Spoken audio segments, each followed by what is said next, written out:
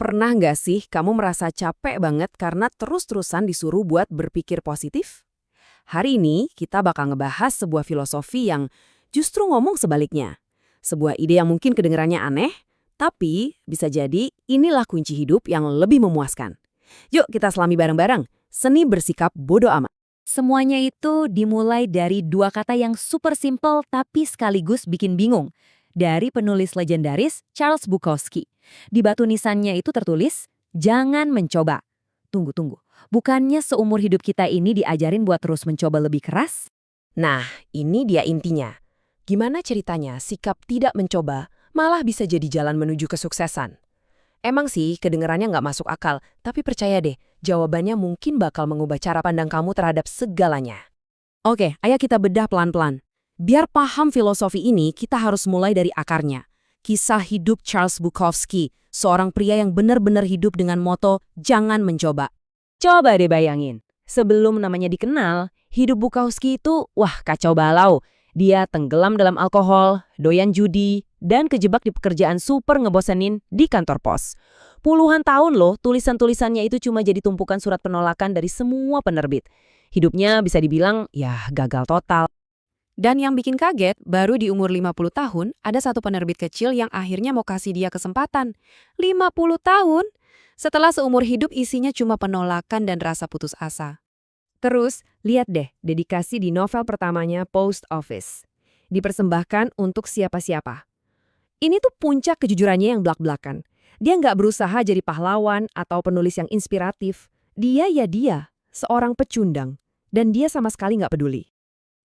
Jadi poin utamanya di sini, suksesnya Bukowski itu bukan datang dari ambisi buat menang. Justru suksesnya datang dari fakta bahwa dia tahu dia itu pecundang, dia nerima itu, dan dia nulis tentang itu dengan jujur banget. Dia nyaman dengan kegagalannya sendiri. Nah, sekarang ayo kita lihat gimana kisah Bukowski ini seakan-akan nantang obsesi budaya kita sama yang namanya positivitas tanpa henti. Kita semua pasti sering dengar, tetap positif ya, tapi apa benar itu solusinya?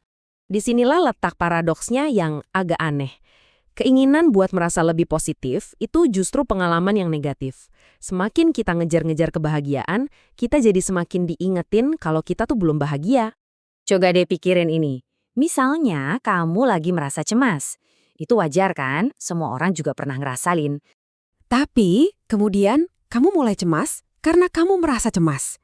Kamu jadi mikir, duh, kok aku cemas gini sih? Harusnya kan aku nggak cemas. Dan puncaknya, kamu jadi marah sama diri sendiri karena cemas tentang kecemasanmu. Lihat kan, perasaannya jadi numpuk-numpuk gitu. Nah, ini yang namanya lingkaran setan umpan balik. Ngerasa nggak enak karena kamu ngerasa nggak enak. Media sosial itu bikin ini makin parah. Kita lihat hidup semua orang kayaknya sempurna banget. Dan kita jadi makin ngerasa jelek sama diri kita yang nggak sempurna ini.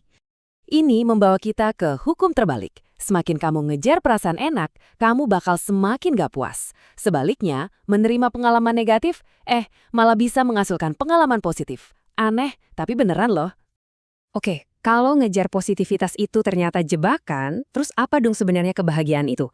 Coba kita pindah ke kisah Sang Buddha buat cari jawabannya. Sang Buddha itu kan, awalnya seorang pangeran yang hidupnya super mewah dan dilindungi dari semua penderitaan. Tapi pas dia keluar istana dan lihat penderitaan untuk pertama kalinya, dia kaget banget.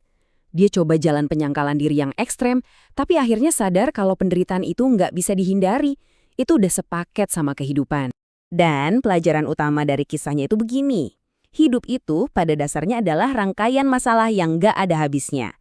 Masalah itu nggak pernah benar-benar hilang. Mereka cuma digantiin sama masalah lain. Atau ya naik level.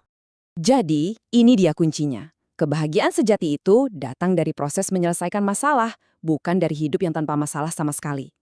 Kebahagiaan itu sebuah tindakan, sebuah kegiatan, bukan sesuatu yang pasif kita temuin gitu aja. Oke, sekarang kita masuk ke mitos terakhir yang kayaknya udah mendarah daging di budaya kita. Anggapan kalau kita semua itu ditakdirkan buat jadi orang yang luar biasa. Kita sebut aja dia Jimmy. Kita semua pasti kenal orang tipe begini. Orang yang ngerasa berhak sukses tanpa perlu kerja keras. Dia punya 1001 ide bisnis cemerlang, tapi nggak ada satupun yang dikerjain. Dia hidup di dalam fantasinya sendiri tentang betapa hebatnya dia. Perasaan berhak ini ada dua macam. Pertama yang sombong, aku ini hebat dan kalian semua payah. Kedua yang mentalnya korban, aku payah dan kalian semua hebat. Tapi dua-duanya itu akarnya sama, egois dan terlalu fokus sama diri sendiri. Media bikin ini makin parah dengan yang namanya tirani kekhususan. Kita tuh terus-terusan dibombardir sama cerita orang-orang paling hebat, paling kaya, atau paling sengsara. Hasilnya, hidup yang biasa-biasa aja, hidup yang rata-rata, jadi kerasa kayak sebuah kegagalan.